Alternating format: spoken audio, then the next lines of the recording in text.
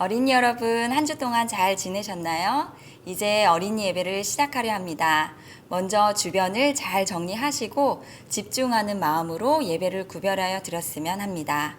시작하는 찬미 672장 내가 나이 어릴 때의 찬양 부르시겠습니다. 이 찬양 후에 대표 기도가 있겠습니다.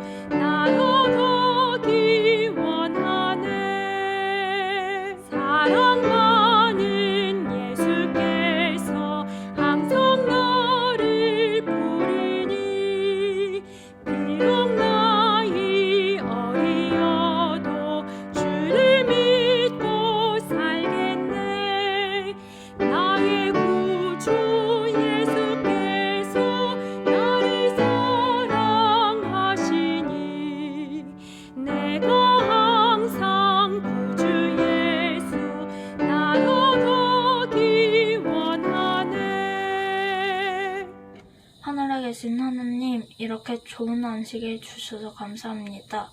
비록 코로나 때문에 만나서 예배를 드릴 수 없게 됐지만 즐거운 마음으로 예배를 드릴 수 있게 도와주세요.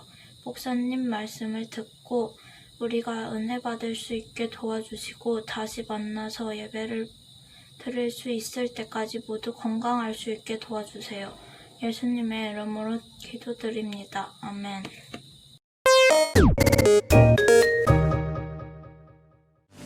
자, 우리 어린이 친구들 안녕. 반갑습니다. 신선한 성경 이야기의 명신환 최선우 목사입니다.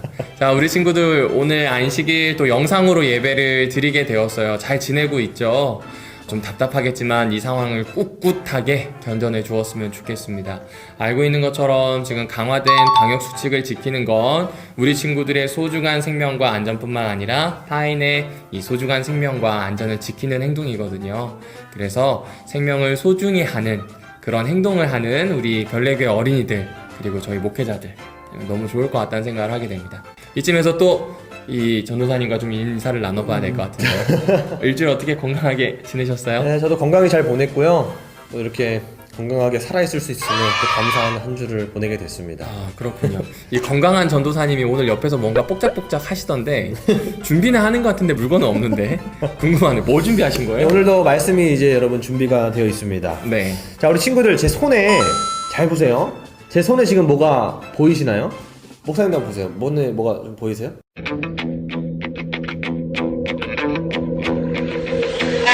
손금? 손금? 그게 보여요? 손금. 거짓말 하시는 손금이 어떻게 보여? 사실 여기에 보면은 아무것도 없어요. 아, 보이시는 대로 그대로예요. 아무것도 네네. 없는데 저에게는 이것 안 보이는 것 참 중요한 것 한 가지가 있습니다. 이거는 우리 목사님도 갖고 계시고 우리 어린이 친구들도 가지고 있는 것입니다. 그게 뭘까요? 우리 명신한 전도사님도 가지고 있고 친구들도 저도 네. 가지고 있는 그거 굉장히 궁금하게 해서 시작을 하는데 우리 그 내용을 오늘도 신선하게 한번 살펴보도록 하겠습니다. 네, 그러면 말씀을 한번 살펴보겠습니다. 들어가도록 할게요. 네. 아주 오래전 예루살렘 성에 한 사람이 있었습니다. 그는 성전의 오후 기도 시간이 되면 항상 미문, 그러니까 아름다운 문에 앉아 있었습니다. 아름다운 문. 네. 왜 앉아 있었을까요? 오후면 이 중동지방 되게 덥지 않아요? 네, 맞아요. 진짜 거기 더운데도 앉아 있어야 하는 이유가 있었어요. 어허. 그 이유는 바로 사람들에게 구걸하기 위해서였어요. 이 몸이 불편한 사람은 그 당시에 이 구걸 외에는 다른 일을 하기가 어려웠습니다. 특별히 이 사람은 태어났을 때부터 이제 구걸을 했던 사람이었어요. 그러면 결국 이 사람은 타인들의 도움을 받으며 살아가야 했던 것, 그거네요. 네, 맞습니다. 그러던 어느 날 베드로와 요한이 기도 시간이 되어 성전으로 올라가는 바로 그때였습니다. 그날도 구걸하던 사람은 여전히 성전 미문 앞에 앉아 있었어요. 그리고 베드로와 요한이 성전으로 들어가는 것을 보자마자 아시죠? 네. 이 구걸하시는 분들의 네. 일정하고 반복적인 말투로 이렇게 구걸합니다. 너무 덥습니다. 그리고 밤은 너무 추워요. 다윗의 자손의 땅에는 거림이 없다고 합니다. 저를 불쌍히 여겨서 오늘 먹을 것을 넉넉한 마음으로 베풀어 주세요. 너무 잘하시네요. 이 이야기를 들은 베드로와 요한이 드디어 발걸음을 멈췄어요. 두 사람은 구걸하고 있던 이 사람을 유심히 바라봤습니다. 그리고 베드로가 이렇게 이야기합니다. 우리를 바라보시오. 이렇게 말하자 그는 베드로와 요한을 올려다 쳐다보기 시작했습니다. 어떤 마음으로 좀 바라봤을까요? 뭐라도 이제 이 사람이 자신에게 줄 거라고 생각하는 그런 마음으로 쳐다보지 않았을까요? 맞아요. 성경에도 그렇게 기록되어 있어요. 그럼 우리 친구들, 베드로와 요한은 그에게 무엇을 주었을까요? 뭐 먹을 거라도 주지 않았을까요? 그거 아니에요. 그들은 빈손이었습니다. 그래서 손에 잡힐 만한 무엇도 주지를 못했어요. 그 대신에 이렇게 말했습니다. 은과 금 같은 돈은 제게 없습니다. 하지만 제게 있는 이것을 당신에게 드립니다. 곧 나사렛 출신 예수 그리스도의 이름으로 선포합니다. 일어나세요. 그러면 걷게 될 것입니다. 베드로는 이 말을 하고 그의 오른손을 잡아서 일으켰습니다.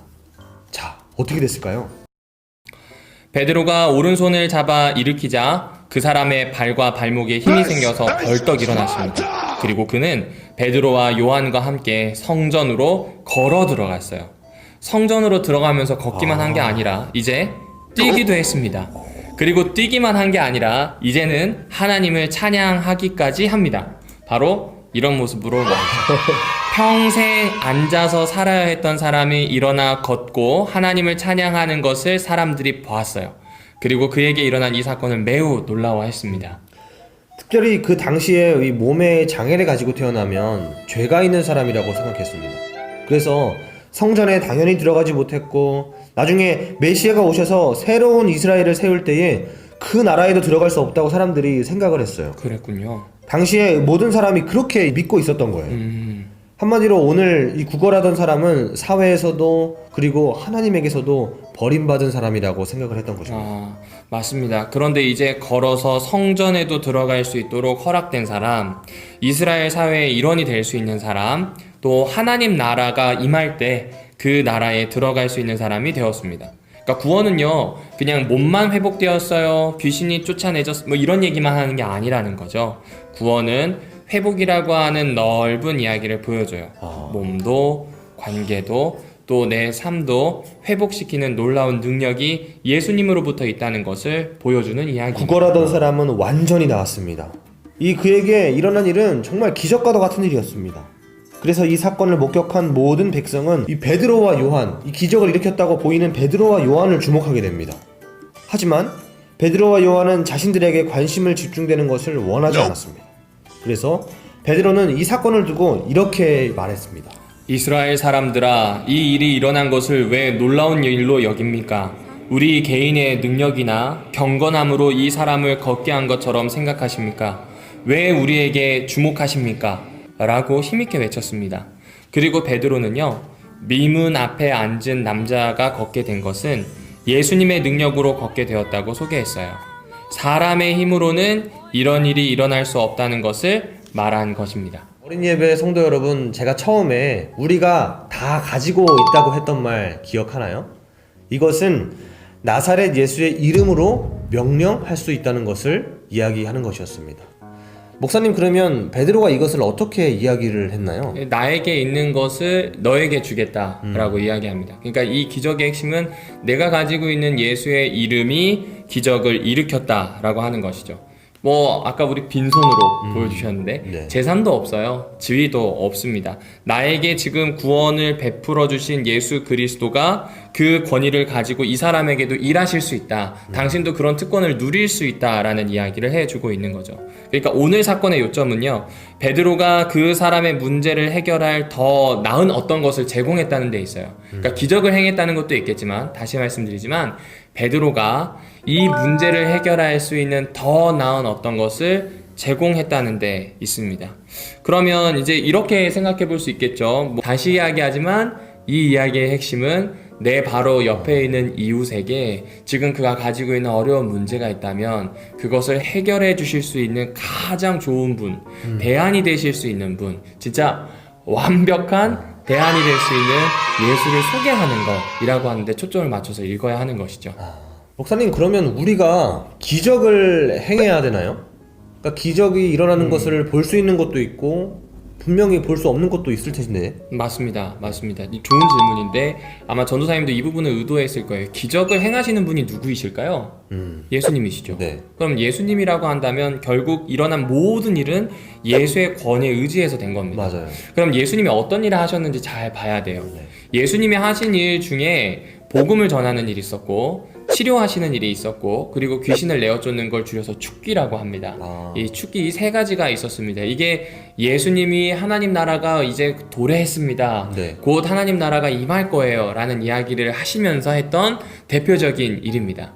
그런데 이 세 가지 사건을 가장 많이 기록하고 있는 것이 누가복음과 마가복음이에요. 치료되는 것도 축기에 관련된 것도 참 많이 기록되어 있어요. 그래서 어떤 사람들은 이 내용들을 가지고 굉장히 열심히 분석을 해서 귀신을 쫓아내는 집회를 하기도 해요. 이게 이 대표적인 한 목사님의 사역이기도 했습니다. 이 시읒 기읒이라고 하는 교회가 있었죠. 그 교회의 그 목사님이 귀신을 뭐 잘 내어쫓는다 막 사람이 뒤로 넘어가고 그랬어요. 하지만 이것이 긍정적인 부분도 있지만 폐해도 많습니다. 그렇다고 지금 이 사역을 부인하는 게 아닙니다. 이 신약에 적혀있는 성경들의 이야기를 여러분에게 들려주면서 신선하게 오늘 우리 삶에 한번 적용해보자는 거죠.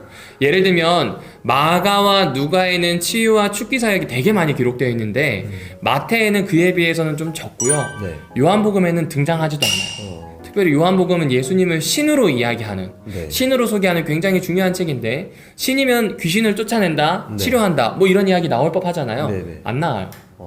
그리고 신약의 참 많은 부분을 차지하고 있는 책이 바울서신입니다. 근데 바울서신에도 안 나와요.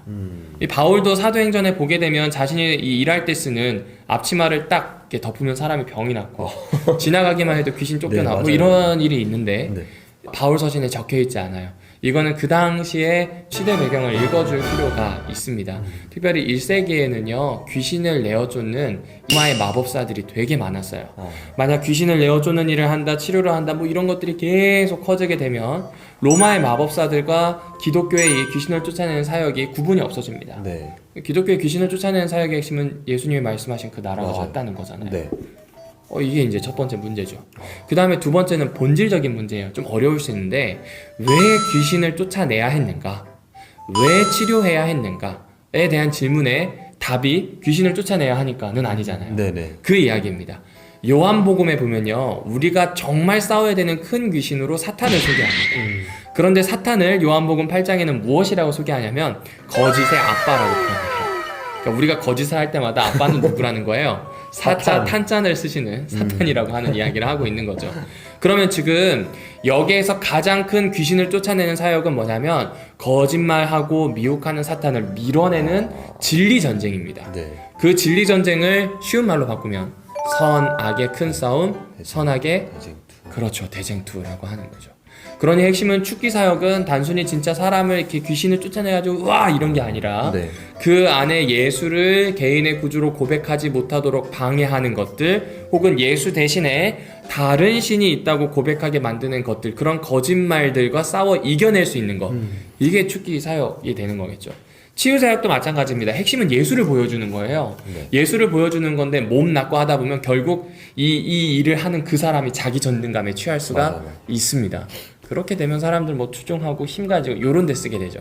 핵심은 예수가 그렇게 회복시킬 수 있다. 기적적으로 사람을 회복시킬 수 있다는 이야기를 우리에게 들려주고 있는 겁니다. 그러면 이제 이렇게 해서 연결을 해보면요. 단순히 뭐 치료를 했다, 귀신을 쫓아냈다, 그게 기적이다가 중요한 게 아니라 서두에 이야기했던 것처럼 예수님은 우리 삶의 최종 해결책이 되신다. 최종 해결을 해내실 수 있는 유일하신 참 하나님이다. 라고 하는 이야기가 훨씬 중요한 겁니다. 일상에서 여러분들이 누군가의 어려움을 만나면 그래서 기도하시는 거예요. 그래서 일상에서 누군가의 어려움이 있으면 우리는 예수의 이름으로 맞아요. 그와 함께 아파할 수도 있고요. 그와 함께 고민할 수도 있고요. 그것이 사회에 여러 문제가 있다면 당연히 하나님의 형상인 우리는 그 일을 해야 하겠죠. 그것이 바로 오늘 이야기의 핵심이지 않을까 생각을 해봅니다. 맞습니다, 여러분. 그래서 우리에게도 이 나사렛 예수의 이름으로 행동할 수 있는 그 특권을 우리가 가지고 있는 것입니다. 이것을 우리가 꼭 기억하게 되기를 바랍니다. 그리고 예수님을 우리가 의지함으로 정말 정의로운 일들, 그리고 이웃을 위해서 우리가 실천할 수 있는 일들을 우리가 항상 찾아보았으면 좋겠다. 네. 맞아요. 그런 일이 참 너무 필요합니다. 그래서 우리는 정의로운 일, 사랑을 실천하는 일. 이 전도사님이 지금 이 말씀을 하려고 한 3번을 엔진했는데 이 이야기를 너무 하고 싶었나 봐요. 맞죠? 네. 사랑을 실천하는 일, 또 정의로운 일, 그리고 이웃과 함께하는 일, 그리고 그 사람이 가지고 있는 문제의 최종 해결책이 되는 분이 예수임을 고백하는 일. 아멘. 그렇게 좀 살면 좋지 않을까요? 제가 하고 싶었던 이야기입니다. 자, 그럼 마지막 시간이죠? 네. 우리 리더들의 외침입니다. 우리 이 글을 좀 같이 읽어보면 좋겠네요. 시작. 예수님의 이름으로 일주일을 살아내자. 그렇죠. 예수님의 능력으로 일상에서 살아내는 일, 우리의 최종 해결이 되시는 분임을 기억하고 그분의 말씀을 순종해보는 일, 너무 필요한 것 같아요. 아멘. 그렇죠. 네. 코로나 때라 더 그런 것 같습니다. 맞습니다. 네, 몸은 좀 부자유하지만 결국 자유하게 하실 분이 예수님이라는 사실을 기억하면 좋겠네요.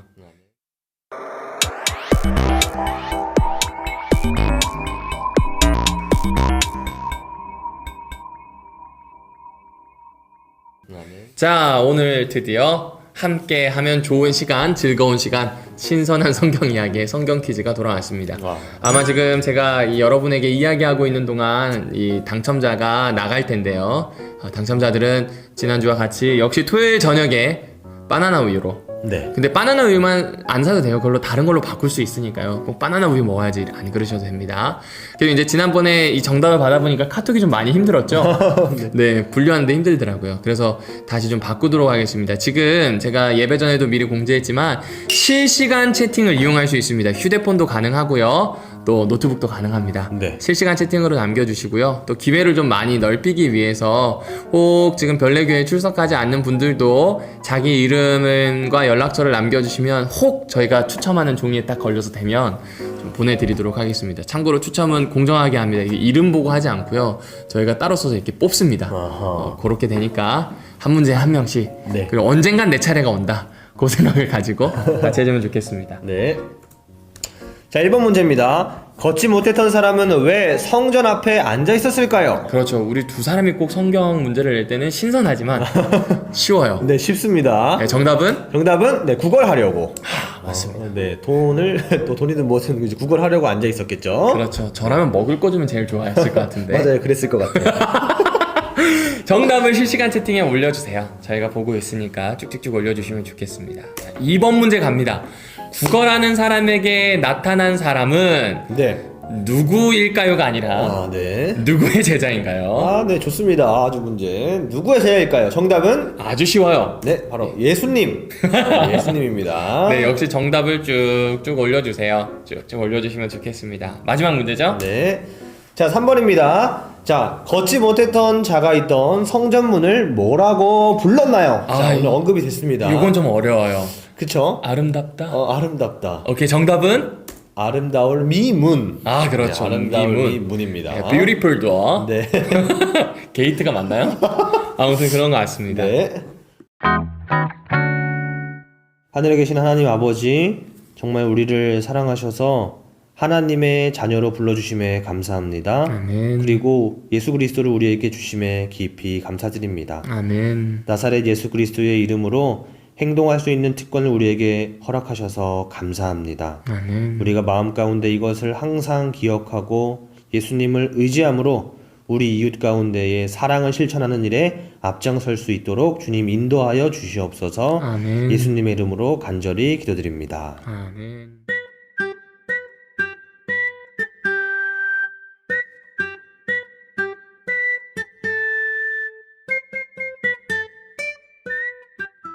지금은 연금을 드리는 봉헌 시간입니다. 헌금뿐만 아니라 우리의 몸과 마음이 하나님의 것임을 기억하길 바랍니다. 다 같이 봉헌 찬양 부르겠습니다. 만복 근원 주 하나님 천하 사람 모두 찬송 만만천사 음성 높여 성부 성자 성령 찬송 아멘.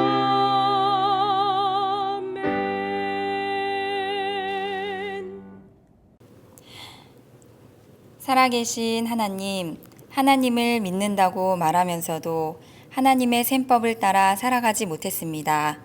우리 속의 우상이 속삭이는 셈법을 따라 살 때가 얼마나 많았는지요. 이제부터 조금씩 하나님의 셈법을 따라 사는 새 어린이가 되고 싶습니다. 오늘 주신 음식과 재물에 만족하게 하시고 일용할 양식을 구하는 기도를 잊지 않고 기억하게 해주세요. 타인에게 나의 작은 도움을 흘려보내는 그리스도인 어린이 예배 성도들이 되게 해주세요. 예수님의 이름으로 기도합니다. 아멘. 삼위일체 하나님께서 우리를 파송하는 시간 보냄의 말씀입니다. 함께 기도하는 마음으로 낭독하겠습니다. 어린이 여러분, 복음의 말씀을 들었으니 진짜 자유를 가진 어린이로 살아가요. 주님께서 세상살이로 힘겨워하는 사람들에게 내가 와서 심이 되시겠다고 하십니다. 겸손한 마음으로 주님께 나아가 배웁시다. 그 배움이 우리 마음에 심을 줄 것입니다. 아멘. 우리에게 다시 한번 가야 할 길을 알려주셔서 감사합니다. 주님께서 말씀하신 생명과 평화의 삶을 살아내겠습니다. 주님, 많이 지친 우리 영혼에 참 평화를 주십시오. 주님께 배우겠습니다. 배운 것을 살아내도록 우리 도움이 되어주세요. 아멘.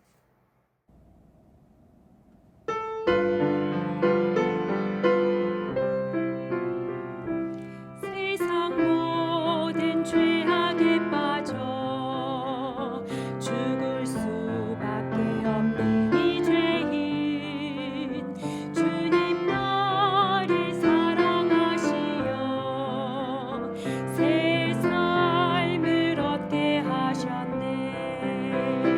주님 그 사랑 너무 커나 다른 이에게 작은 사랑 나누었으나 주님 내게 더 큰 사랑 베풀어 주셨네. 주의 사랑을 나누는 우리는 한 형제 주의 사랑을 전하는 우리는 한 형제 세상 모든 사람들에게 사랑을 나누게 하소서.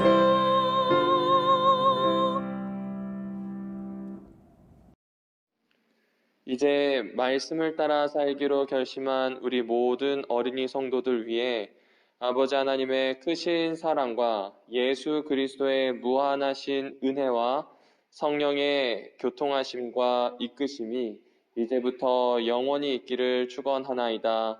아멘.